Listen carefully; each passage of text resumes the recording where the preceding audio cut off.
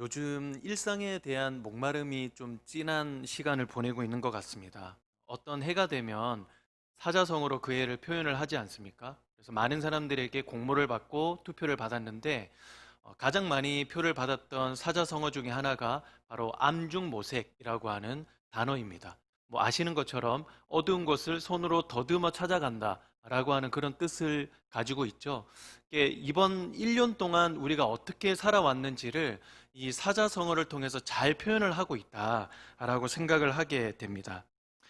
이런 시간을 보내다 보니까요, 사람들 마음 가운데는 참 목마름이 가득한 것 같아요. 내가 정말 하고 싶은 것을 마음대로 할 수 있는 어떤 그런 자유에 대한 목마름, 그리고 내가 가고 싶은 것, 그리고 제가 여행하고 싶은 것을 마음대로 갈 수 있는 그런 목마름, 이 사람들 가운데 가득 넘치는 것 같습니다. 그래서 요즘에 좀 히트를 치고 있는 여행 테마가 있다고 하는데요.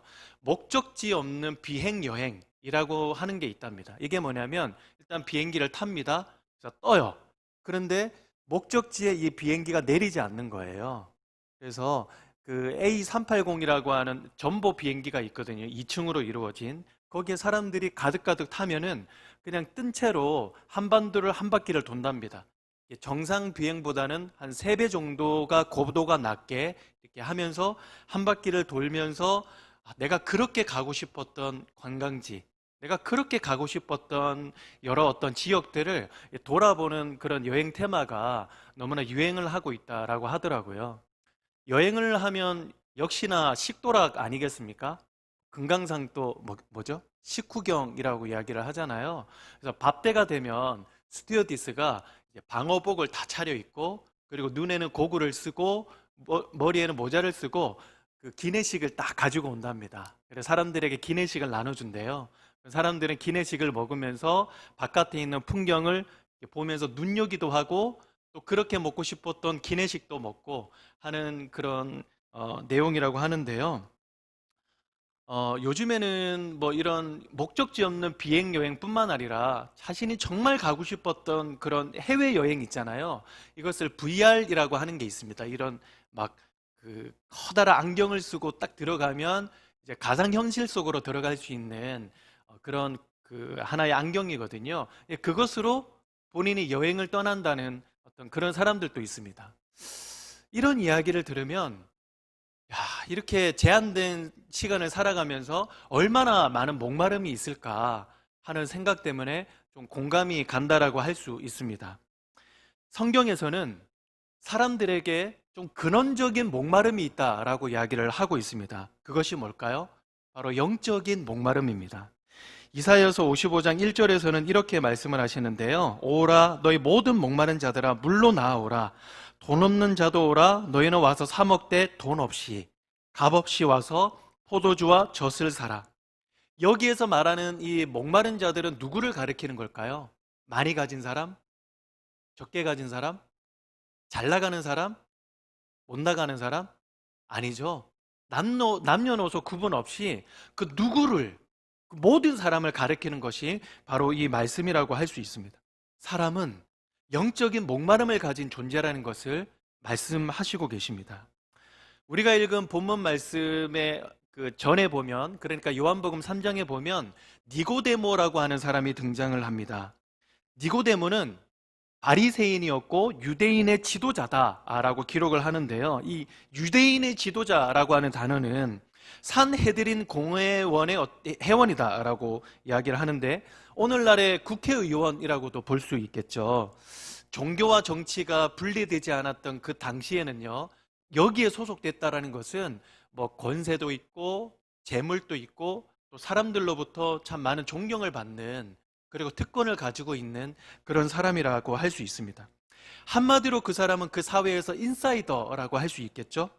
이 사람이 한밤중에 예수님을 찾아옵니다. 왜 그랬을까요? 해결되지 않는 영적인 목마름이 있었기 때문입니다. 오늘 본문에서는 이 사마리아의 한 여인을 비추고 있습니다. 이 여인에 대한 정보는 알려지지 않는데요. 주목할 만한 결혼 스펙을 가지고 있습니다. 5번 결혼하고 5번 이혼하고 지금은 다른 남자랑 동거하고 있는 그런 여인이라고 할 수 있어요. 어떤 학자는 당시 법에 여자가 먼저 이혼을 요구를 할 수 없기 때문에 어떻게 보면 이 이혼을 5번 했다는 것은 이 여인의 흉이 아닐 것이다. 어떻게 보면 피해자일 것이다. 라고 이야기를 하는 사람도 있습니다만은, 예수님이 이 여성을 결혼 문제를 가지고 폐부를 찌르신 것을 보면 이 여인에게 결혼 문제가 상당한 컴플렉스였을 것이다 라고 생각을 해볼 수 있습니다. 그리고 이 여인에 대한 이 사람들의 민심을 엿볼 수 있는 장면이 있죠. 바로 오늘 7절 말씀인데요. 이 여인은 혼자 물을 뜨러 오는 장면을 우리가 볼 수 있습니다. 보통 우물가는 사람들이 삼삼오오 모여가지고 같이 와서 물을 뜨고 거기에서 대화를 하는 어떤 그 지역의 랜드마크라고 할 수 있는데, 그 사람이 혼자 와서 물을 뜨고 가는 모습, 그리고 사람들이 다니지 않는 시간에 이렇게 혼자 나오는 모습을 보죠. 가장 햇빛이 내려지는 어떤 그런 시간에 여인은 혼자 우물가를 찾아오는 모습을 볼 수 있습니다. 이것만 봤을 때는 이 여인이 사람들의 이목이 얼마나 좀 부담스러웠을까를 한번 엿볼 수 있을 것 같습니다. 사마리아라고 하는 그런 지역은 그 당시에 유대 사람들에게 환대받지 못한 그런 지역이었고, 사마리아라고 하는 그런 지역에서도 이 여인은 환영받지 못하는, 어떻게 보면 그 사회에서 아웃사이더라고 할 수 있습니다. 니고데모는 인사이더였습니다. 사마리아 여인은 아웃사이더였습니다.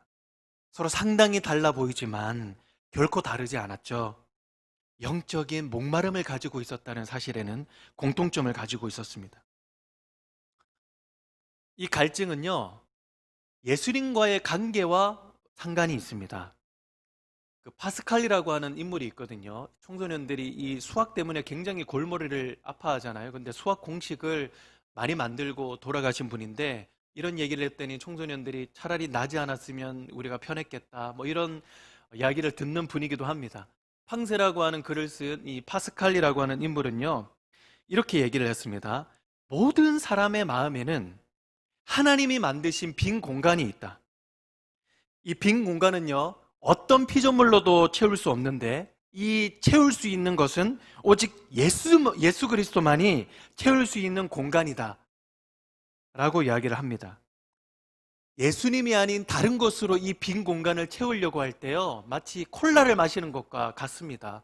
여러분, 더울 때 콜라를 한 잔 마시면 갈증이 확 하고 막 사라지는 것 같죠? 근데 더울 때 하루 종일 그냥 콜라만 마신다고 한번 생각을 해보십시오. 아마 2가지 증상이 동시에 나타나지 않을까라고 생각이 됩니다. 더 갈증이 오거나 아니면 혈당이 올라서 아마 쇼크가 올지도 모르겠습니다.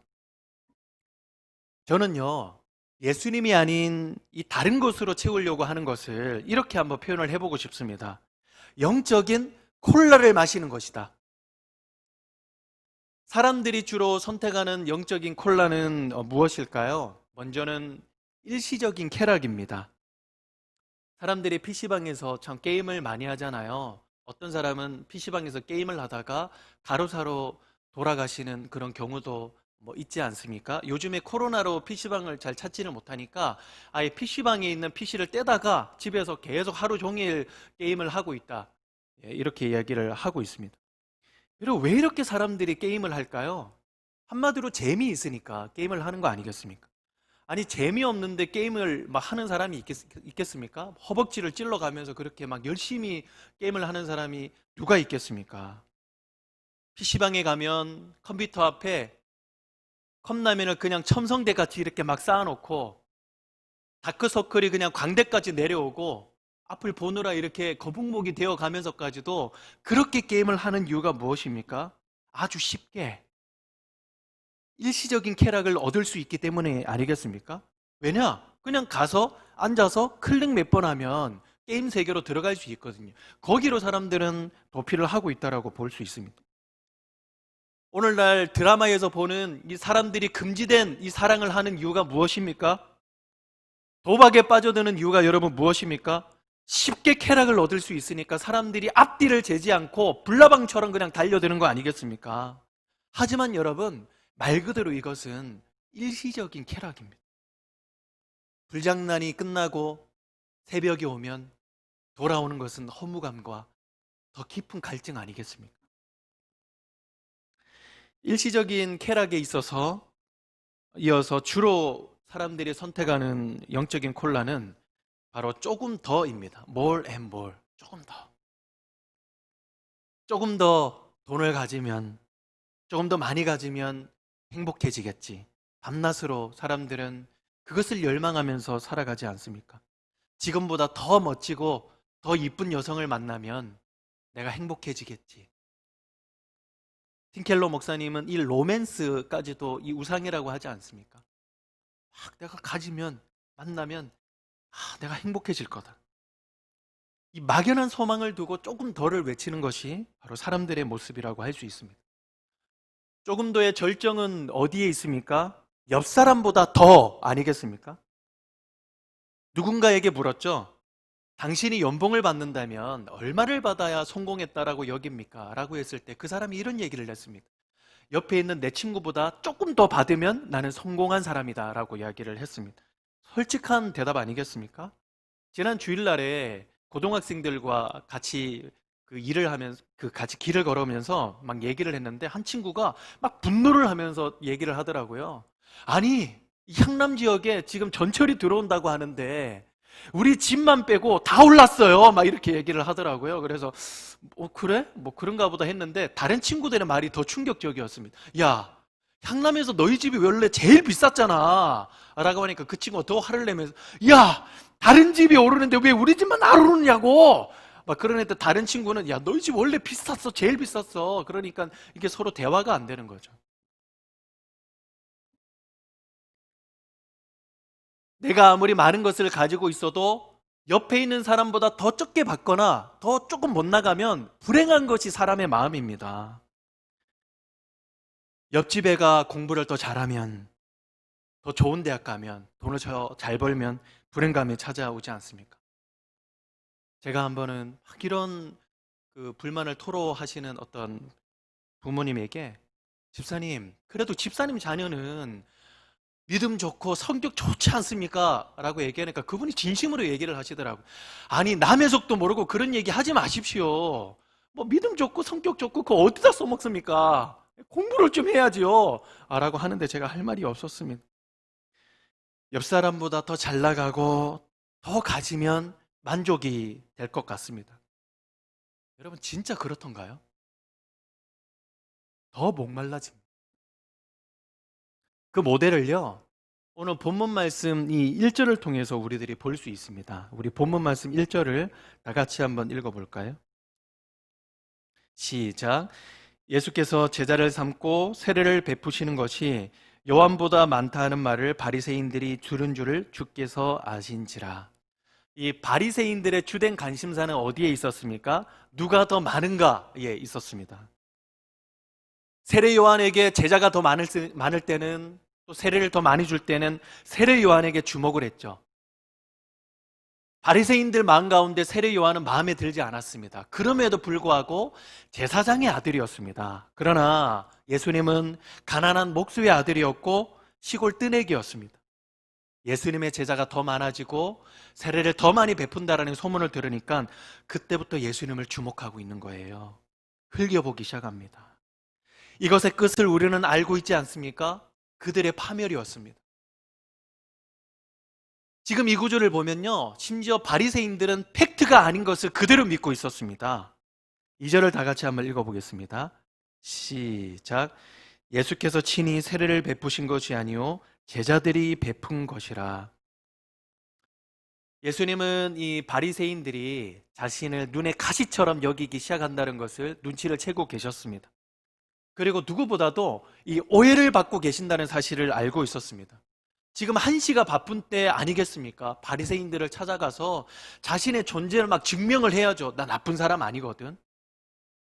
나 이상한 사람 아니야. 라고 존재를 증명하거나 아니면 오해를 좀 풀어야 되지 않겠습니까? 내가 세례를 베푼 것이 아니라 제자들이 세례를 베푼 거야. 오해를 좀 풀어줬으면 좋겠어. 라고 이렇게 얘기를, 한시 바삐 얘기를 해야 되지 않겠습니까? 그러나 예수님은 다른 목마름을 가지고 계시는 것처럼 보입니다. 그 목마름이 무엇입니까? 3절과 4절 말씀을 다 같이 한번 읽어보겠습니다. 시작. 유대를 떠나사 다시 갈릴리로 가실새 사마리아를 통과하여야 하겠는지라. 이 4절에 보니까 통과하여야 하겠는지라 라고 하는 단어가 바로 ESV 바이블, 그러니까 영어 성경에서는 have to를 씁니다. 그러니까 반드시라고 얘기를 하는 거죠. 반드시 통과하여야 한다라고 쓰고 있습니다. 당시 유대인들에게는요, 이 길은 반드시 통과한다라는 그런 단어보다는 반드시 통과하지 말아야 한다라는 단어가 조금 더 어울린다라고 볼 수 있습니다. 이 유대인들은 이 남쪽에 있는 유대에서 북쪽에 있는 갈릴리로 이렇게 갈 때는요, 이 중간에 사마리아가 위치하고 있습니다. 그래서 사마리아를 통과를 하면 직진 코스로 촥 하고 이렇게 올라가는 거거든요. 그런데 이 중간에 사마리아를 두고 그냥 삥 돌아갔습니다. 부산에서 서울로 갈 때 경부선을 타고 가면 쫙 올라가잖아요. 그런데 이 중간 기점들을 들르지 않고 울산 들렀다가 강원도 들렀다가 양평 들렀다가 뺑 돌아가지고 그냥 서울로 이렇게 오는 그런 것이죠. 왜냐하면 이 유대 사람들은 이 사마리아라고 하는 이 동네에 사는 사람들을 상종을 하지 않았잖아요. 오늘 성경에 보니까 믿음의 변절자 그리고 신앙의 변절자라고 이야기를 하면서 그 사람들을 벌레만도 못하게 여겼습니다. 그러니까 삥 돌아가는 거죠. 그런데 예수님은 사마리아에 반드시 통과를 해야 되겠다라고 이야기를 합니다. 왜 그럴까요? 그 이유가 5절에서 7절의 말씀에 적혀 있습니다. 5절에서 7절 다 같이 읽도록 하겠습니다. 시작. 사마리아에 있는 수가라 하는 동네에 이르시니 야곱이 그 아들 요셉에게 준 땅이 가깝고 거기 또 야곱의 우물이 있더라. 예수께서 길 가시다가 피곤하여 우물 곁에 그대로 앉으시니 때가 6시쯤 되었더라. 7절 말씀 또 읽겠습니다. 시작. 사마리아 여자 한 사람이 물을 길러러 왔음에 예수께서 물을 좀 달라 하시니. 이 예수님의 목마름은 사마리아 여인에게 있었습니다. 이 여인을 만날 수 있는 우물가로 찾아가시죠? 그리고 이 여인을 기다리십니다. 그리고 이 여인에게 다가가셔요. 그리고 이 여인에게 말을 거세요. 찾으시고 기다리시고 다가가셔서 말을 거시는 이 장면을 볼 때마다 참 너무나 따뜻합니다. 여러분, 이게 바로 우리들의 이야기 아닙니까? 우리를 찾아오시고 기다리시고 말을 거시고.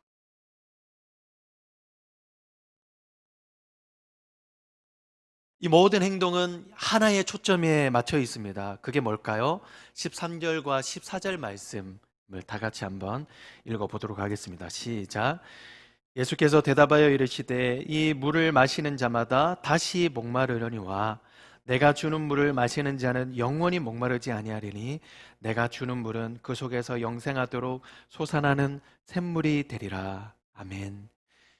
예수님은 이 영원한 생명에 초점이 맞춰 있었습니다. 사람들의 이 순간적인 쾌락과 그리고 조금만 더, 옆에 있는 사람보다 조금만 더 라고 하는 영적인 콜라에 목말라 있을 때 예수님은 영원히 솟아나는 이 샘물에 목마름이 있었던 것입니다. 이 목마름은 바리새인들에게 자기 자신을 존재를 증명하고 자신의 오해를 푸는 그 목마름보다 더 강한 목마름이었습니다. 이 목마름은 어느 정도였습니까? 십자가에 못 박히셨을 때 내가 목마르다 하셨지 않습니까? 죽음의 고통보다 이 생명을 향한 목마름이 더 진하셨던 것입니다. 이 말씀을 묵상하라는데 한 찬양 가사가 하나가 떠오르더라고요. 주의 인자하신 그 사랑이 내 생명보다 나으며 위로하시는 주 손길은 내 눈물보다 귀하다. 변함없는 주 임재가 내 근심보다 가깝고 주님 흘리신 그 보혈은 내 상처보다 진하다.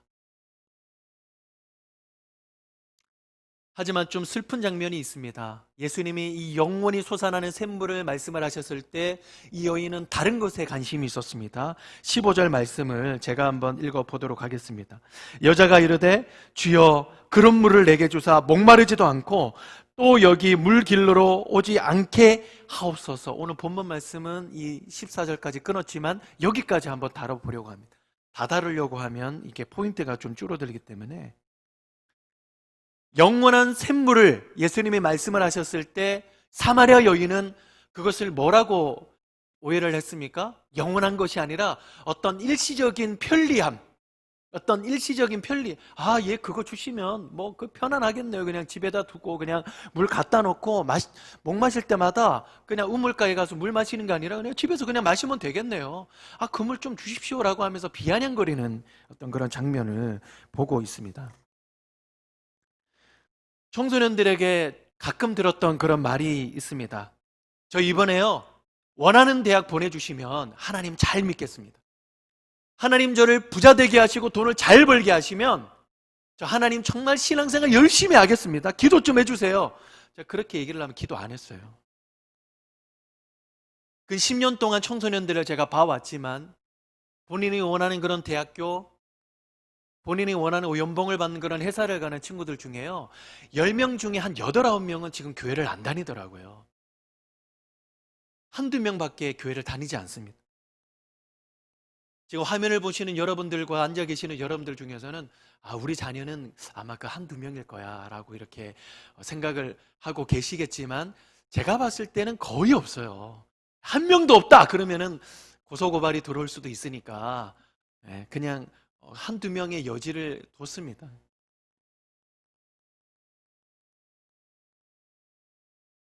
여러분, 너무 슬픈 것 아닙니까? 하나님이 고장 좋은 대학 보내시려고 이 땅에 오셨습니까? 하나님이 부자 되게 하시려고, 다른 옆 사람보다 더 인정받고 다른 옆 사람보다 더 잘나가게 만드시려고 하나님이 이 땅에 오셔서 예수 그리스도께서 십자가에 못 박히셨습니까? 한 잔 마시면 그저 목마를 만한 물 한 잔만 주시려고 이 땅에 오셨느냐고요? 하나님은 우리 가운데 너무 작지 않습니까? 군대에서 이런 얘기가 있잖아요. 사람들을 모아놓고 여기 미대 나온 사람 손 들어봐. 저 미대 나왔습니다. 그래, 일로 와. 족구할 수 있게 줄 거라 라고 이렇게 얘기를 한다고 하잖아요. 검도 잘하는 사람 손 들어봐. 저요? 저 검도 5단입니다. 빨리 나와봐. 주방에 가서 팥 썰어라 라고 이렇게 얘기를 한다든지, 피아노 전공한 사람, 예, 저 피아노 전공했습니다. 나오면 그래, 피아노 여기 있는 거 저기를 좀 옮겨라 라고 이렇게 이야기를 하지 않습니까? 이런 것과 여러분 비교가 되겠습니까? 하나님이 너무나 작으신 거예요. 우리의 믿음은요, 이 현미경일 때가 너무나 많습니다. 현미경이 뭐예요? 실제로는 굉장히 작은 것을 아주 그냥 크게 보는 거예요. 실제로 굉장히 작은 것을 굉장히 크게 보는 겁니다. 세상에서는 돈, 자존심, 권력, 새로 나온 신상품, 이런 것이 없으면 막 죽을 것처럼 간구를 하잖아요. 이런 것을 현미경으로 보면 볼수록 우리 하나님은 너무나 작아지시는 것입니다. 우리가 가져야 할 믿음은 무엇입니까? 현미경이 아니라 망원경이에요. 망원경은 뭐죠? 실제로는 너무 큽니다. 어떤 별은 지구보다도 훨씬 커요. 그러나 우리 눈에는 자그마한 점처럼 보입니다. 거대하지만 이 점처럼 보이는 이 별을요, 가깝게 당겨보는 이것을 바로 망원경이라고 하지 않습니까? 이렇게 하나님을 바라보면 세상이 작아 보이는 거예요. 오늘 큐티 말씀에서도 다윗이 이렇게 고백을 하지 않습니까? 여호와는 위대하시니 극진히 찬양할 것이요 모든 신보다 경외할 것이다. 왜 그렇습니까? 만국의 모든 신은 헛것이나 여호와께서는 하늘을 지으셨도다. 최근에 어떤 한 계기로 제 청소년 과거가 좀 생각이 났습니다. 제가 청소년 때 별명이 있었는데요, 이 석고라고 하는 별명을 가지고 있었어요. 친구들이 저에게 야, 정석원이라고 말하지 않고 정석고 그래서 거의 청소년기 내내 저는 석고라는 이름으로 불렸거든요. 왜냐하면 제가 중학교 때 1년 가까이를 이 왼쪽 팔을 전체 기부스를 하고 다녔습니다. 통기부스를 하고 다녔는데, 보통은 이렇게 통기부스를 하고 다니면 그 깁스의 친구들이 와서 그 유성매직으로 막 낙서를 해주지 않습니까? 빨리 나으라고 하는 어떤 축복의 말씀으로. 지금 또 제가 생각이 나는 게 막 그때 빽빽히 가득 찼습니다. 보면 뭐 곰팡이 나서 썩어라 라는 그런 낙서도 있었고, 그리고 냄새 나니까 제발 좀 씻고 다녀라 라고 하는 사람도 있었고, 그리고 뭐 평생 동안 그 기부스를 하고 다녀라 라는 어떤 이 축복과 위로의 말씀이 충만했습니다. 이 팔에 보면요. 그래서 제가 오랜 시간 동안 그 깁스를 하고 다니다 보니까 친구들이 제게 속고라고 했습니다. 제가 왜 이 깁스를 하고 다녔냐면요. 어떤 심각한 사고가 나서 좀 속된 말로 제 왼쪽 팔이 완전히 아작이 났습니다. 급하게 수술을 해야 되는데 보통은 팔을 수술할 때 그 부분 마취를 하잖아요. 저는 전신 마취를 하고 들어갔습니다. 팔을 수술을 할 때 그 선생님이 이렇게 얘기를 하셨어요. 장담할 수 없습니다. 팔을 못 쓸 수도 있고 손가락 몇 개는 못 쓸 수 있습니다.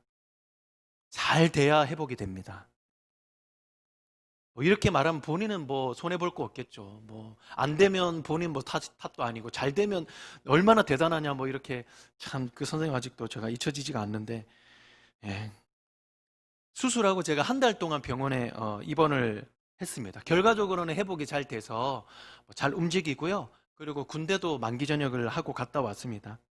깁스를 제가 오랫동안 했잖아요. 그러니까 거의 1년 가까이를 뭐 했다가 풀었다가 했다가 풀었다가 이렇게 깁스를 했는데 완전히 다 풀고 나니까 팔을 보니까 야, 이게 제 팔이 아닌 것 같더라고요.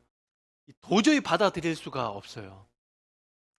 이 안쪽과 이 바깥쪽에 이 흉터가 있는데요. 이게 이 흉터를 보면 아마 보신 분들은 있겠지만 이게 너무나 그 흉하다 못해 진짜 잔인할 정도로 흉터가 있습니다. 여기 안에. 어떤 친구는 제 팔을 보면서 야, 징그럽다. 막 아우 징그러워 이러니까 막 자존감이 바닥을 치지 않겠습니까? 어떻게 해결을 할 수 있을까? 하나님께 막 기도를 하고 그래서 그런지 제게 지혜가 생겼습니다. 거먹게 선텐을 하면은 이 수술 자국과 제 몸이 혼연일체가 되니까 표시가 잘 안 날 것이다 라고 생각을 했어요. 그래서 그때 살던 아파트 옥상에 올라가 가지고 그때 태양빛이 내려지는 그 낮이었는데 돗자리를 딱 깔고 하루 종일 선텐을 했습니다. 그때 이 선텐 오일도 없었어요. 하루 종일 선텐을. 제가 지금 보면은 이 얼굴이 까맣지 않습니까? 근데 그때 이후로 제 얼굴이 까매진 겁니다. 거의 일주일 동안 그렇게 선택을 했기 때문에 그때 제 얼굴이 거의 우유빛 피부였어요. 그 전에는. 지금은 커피 우유 예지만 예. 그래서 막 선텐을 하고 학교를 가면 친구들이 진짜 심각하게 저한테 물어봤어요. 야, 너 염전에서 요즘에 알바 뛰냐? 막 왜냐면 얼굴이 너무 새까마니까. 그래서 거의 일주일 내내 한낮에 그러니까 뭐 땡볕에 막 올라가가지고 그 선텐을 하고 그랬었습니다. 제가 거의 일주일 동안 선텐을 하고요. 기가 막힌 진리를 하나 발견을 했는데 그게 뭐냐니 보니까 이 흉터는요, 선텐하고 아무 상관이 없는 거예요. 흉터가 피부가 아니다 보니까 온몸은 까매져도 흉터는 그대로 남아있는 거죠. 그러니까 그 전보다 훨씬 더 도드라지게 흉터가 시그니처처럼 남아있는 거예요. 그러면서 나 흉터 있어. 나 사고 났어. 라고 하는 것을 막 선전하고 다니는 거예요. 기가 막히는 거죠. 그래서 제가 하나님께 또 기도했어요. 어떻게 해야 됩니까?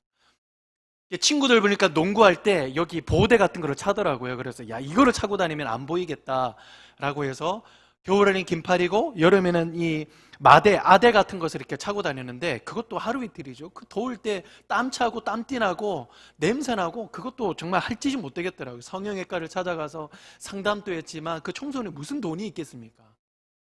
그래서 야, 정말 이거를 어떻게 하냐라고 하는 그런 생각 때문에 청소년기 몇 동안은 정말 우울한 시간을 보냈습니다. 아침에 일어나면 흉터를 보면서 묵상하고 자기 전에도 흉터를 보면서 묵상하고 현미경으로 제 흉터만 쳐다보는 거예요. 나는 여자친구를 사귈 수 있을까? 나는 수영장을 갈 수 있을까? 그리고 나는 결혼이라도 할 수 있을까? 맨날 흉터만 쳐다보는 거예요. 그러나 너무나 감사하게도 예수 그리스도께서는 저를 찾아오시고 기다리시고 제게 말을 거셔서 영원한 샘물을 저에게 주시며 저에게 대어 주셨습니다. 그때 제가 말씀을 묵상하고 예배를 드리면서 제 마음속에 일어났던 생각은 현미경으로 너희 흉터를 보지 말고 망원경으로 하나님을 바라보자. 하나님을 바라보기 시작하니까요. 내 모든 것이라고 생각했고 내 전부라고 생각을 했던 이 흉터가 지극히 작아 보이더라고요. 그 순간에 하나님은 저희 흉터를 치유해 주셨습니다. 여름에도 반팔을 입고 돌아다니면서 친구들이 뭐라 하면 내 팔이지 네 팔이냐? 관심 꺼라. 제 마음속에 치유가 일어나는 것을 보게 되었습니다.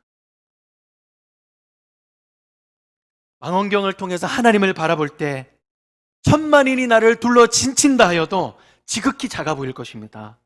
이것이 하나님이 우리에게 주시는 영원한 생명입니다. 우리는 작은 생수 하나만으로는 살아갈 수 없는 존재입니다.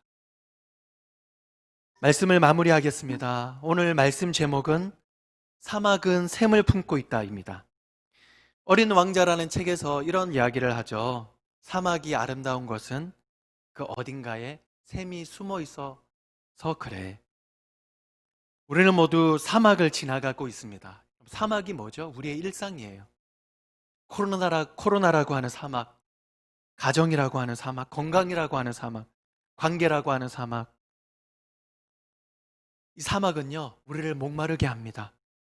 그 무엇으로도 갈증은 사라지지 않을 것입니다. 사막은요, 우리 가운데 신기루가 있습니다. 우리를 유혹하고 우리를 좌절하게 합니다.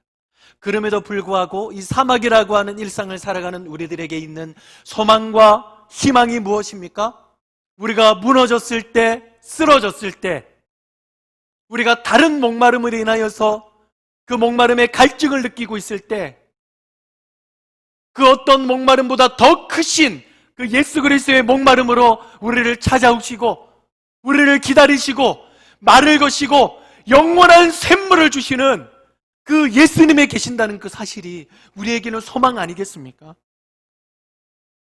사막을 이길 수 있는 힘은 우리 안에 계시는 영원하시고 아름다운 샘 계시는 예수 그리스도께 있습니다. 예수님의 목마름은 이 사막의 목마름을 이기셨습니다. 예수님의 이 영원한 생명에 대한 목마름은 죄와 사망을 이기셨습니다. 일시적인 쾌락, 조금 더에 대한 목마름이 아니라 영원한 생명을 보시는 이 하나님의 목마름으로 우리를 초대하시는 거예요. 하나님을 열망합니다. 하나님의 목마름으로 살아가기를 원합니다. 우리 목마름이 주님의 목마름과 다르지 않기를, 이 일상 가운데 영원한 생명을 누릴 수 있기를 간절히 소원하고 기도합니다. 찬양하겠습니다. 빛 대신 주 다 같이 찬양합니다.